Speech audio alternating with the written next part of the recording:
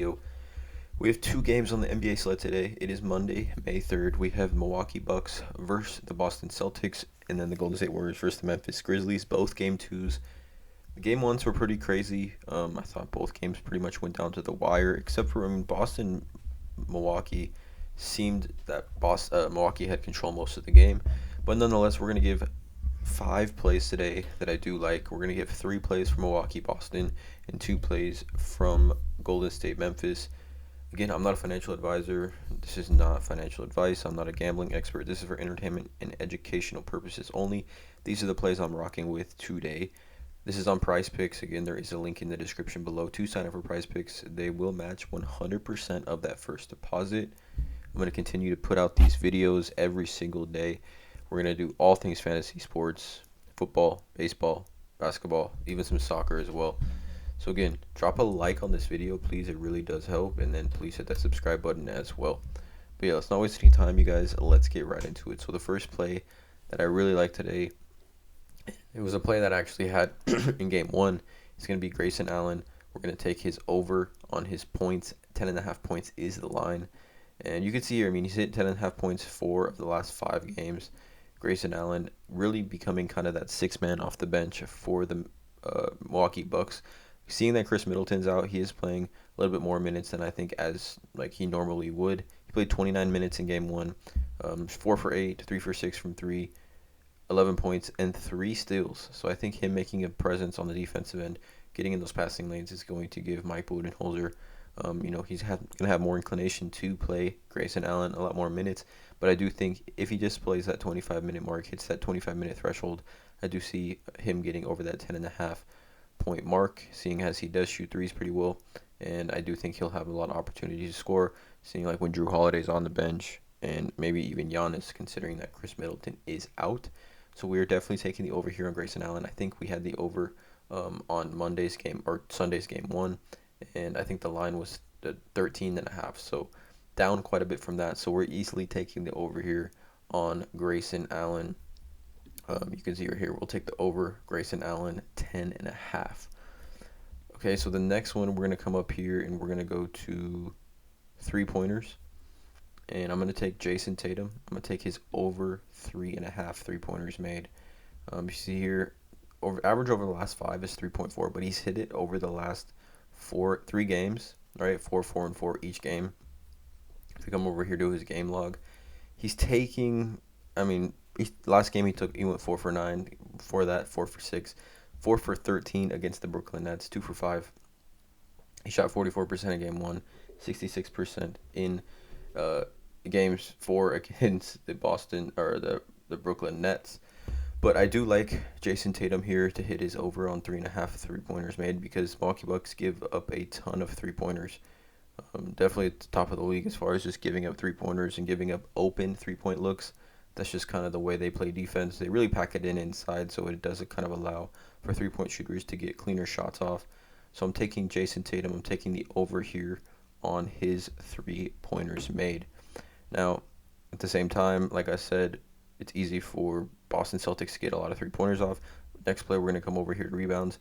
I'm going to take Brook Lopez. I'm taking his over on his 4.5 projected rebounds. Now, he's hit over 4.5. The line is kind of low for me, in my opinion. I think 5-5 in the last game. In game 1, he did hit 10 rebounds. So quite a bit over what his projected line is. But the Boston Celtics are primarily a jump shooting team. So I think there's going to be a lot of opportunities for rebounds for Brook Lopez.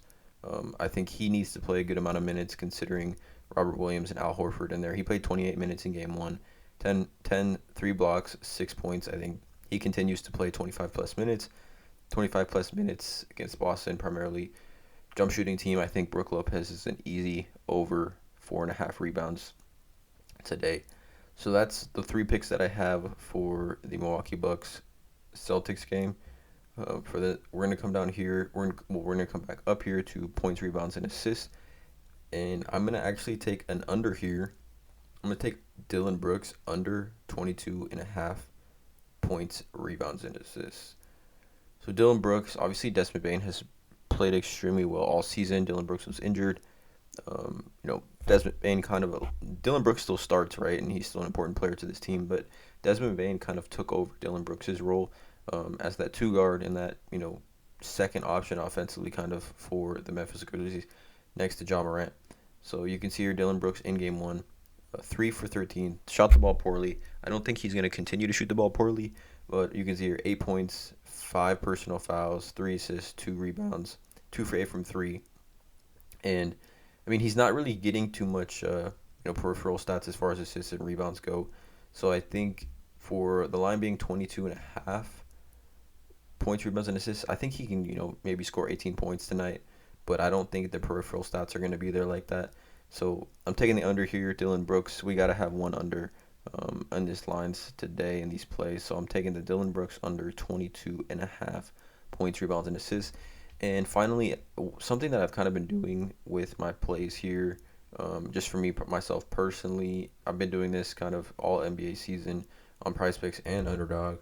But I've been looking to get, making a play or picking a line in the blocks and steals category, because I just feel like these are they're much easier, I feel like, to get, and you can get them pretty early on in the game. So here I'm taking Ja Morant over 1.5 projected blocks or steals. I mean, you can see here he's hit this over 4 of the last 5 games. Average of the last 5 is 2.6, 3, 2, 3, 4. Obviously, Ja Morant plays a massive amount of minutes, 38 minutes a game. He is getting in those passing lanes, though. There are some chances for him to get blocks, obviously, because he's extremely athletic. He gets those behind the back blocks, kind of, that a lot of guards get.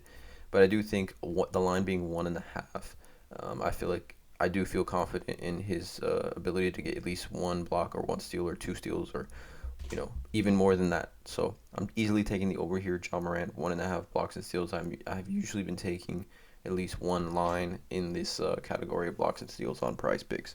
So those are my 5 plays for tonight's NBA slate on PrizePicks. Grayson Allen over points, Jason Tatum over 3 points made, Brook Lopez over rebounds, Dylan Brooks under points, rebounds, and assists, and then Ja Morant over blocks and steals.